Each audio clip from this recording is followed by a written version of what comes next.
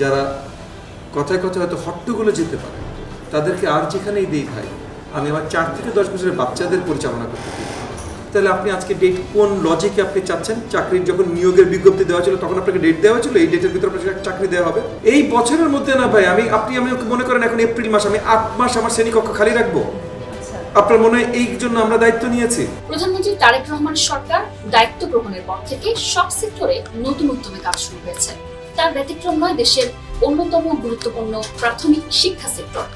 এই খাতে সরকারের দ্রুত বাস্তবায়নের অগ্রাধিকারমূলক পরিকল্পনা নিয়ে আমরা কথা বলেছি প্রাথমিক ও গণশিক্ষা প্রতিমন্ত্রী ববি হাজরাতের সাথে। একই সাথে চূড়ান্ত ফলাফলের পর প্রায় 3 মাস ধরে নিয়োগের অপেক্ষায় থেকে গতকালের আন্দোলনে নামা নবনিয়োগপ্রাপ্ত সহকারী শিক্ষকদের যোগদান সংক্রান্ত প্রশ্নের উত্তর দিয়েছেন প্রতিমন্ত্রী বলেন, শিক্ষকদের নিয়োগ তাদের প্রয়োজনে দেয়া হয়নি, বরং শিক্ষার্থীদের প্রয়োজনে দেয়া হয়েছে।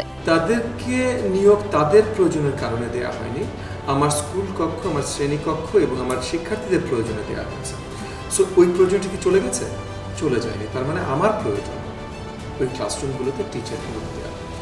তাদেরকে আমি যেটা পরিষ্কারভাবে জানিয়েছি আজকে আপনার মাধ্যমে 21 টিভির সকল শ্রোতাদেরকেও জানাতে চাই যে বিগত দিনগুলোতে যেভাবে নিয়োগ হয়েছে, যেটা একটু আগে আপনাকে বলছিলাম যে পরীক্ষা দিয়ে নিয়োগ হয়েছে, ক্লাসরুম জয়েন করেছে, এরপর 10 মাসের জন্য তাকে নিয়ে আসা হয়েছে, আমরা এগুলো করবো না। জি, আমরা এগুলো করবো। তিনি স্পষ্ট করে জানান যে যারা সামান্য বিষয়েও অযথা হট্টগোল সৃষ্টি করেন তাদের কোনোভাবেই 4 থেকে 10 বছর বয়সী শিশুদের দায়িত্বে রাখা উচিত নয়।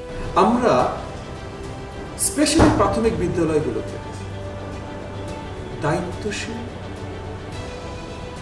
সহনশীল ব্যক্তিত্ব যারা আসলে সময় নিয়ে কেয়ার গিভারের মতো করে আমাদের প্রাথমিকের শিক্ষার্থীদের, মানে আমাদের সন্তানদের শিক্ষাদান করতে পারে, তাদেরকে চাই। যাদের এতটুকু পেশেন্স নেই, যারা কথায় কথায় হয়তো হট্টগোলে যেতে পারে, তাদেরকে আর যেখানেই দিই ভাই আমি আমার 4 থেকে 10 বছরের বাচ্চাদের পরিচালনা করতে দিই। এছাড়া তিনি আরো বলেন, প্রাথমিক স্তরে শিক্ষার্থীদের সঠিকভাবে গড়তে দায়িত্বশীল ও সহনশীল ব্যক্তিত্ব সম্পন্ন শিক্ষকদের প্রয়োজন, যারা ধৈর্য ধরে সময় নিয়ে শিশুদের শিক্ষা প্রদান করবে। অপরদিকে তিনি স্পষ্ট করে বলেন, সরকার রিভিউ প্রক্রিয়াতে যাবে না, তবে সরকারের পুরো এখতিয়ার আছে রিভিউ প্রক্রিয়াতে যাওয়ার। আমি আপনাকে একটা কথা পরিষ্কার বলে রাখি, সরকার যদি চায় সরকারের পুরো এখতিয়ার আছে রিভিউ প্রসেসে দেওয়ার।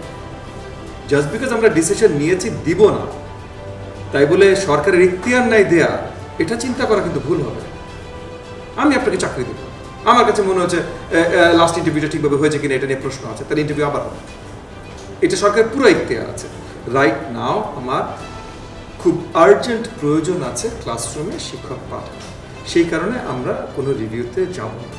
কিন্তু এক মুহূর্তের জন্য কারো চিন্তা করা উচিত না যে রিভিউ এখতিয়ার সরকারের নয়, এটা নির্বাচিত সরকার, এটা কোনো দুর্বল সরকার।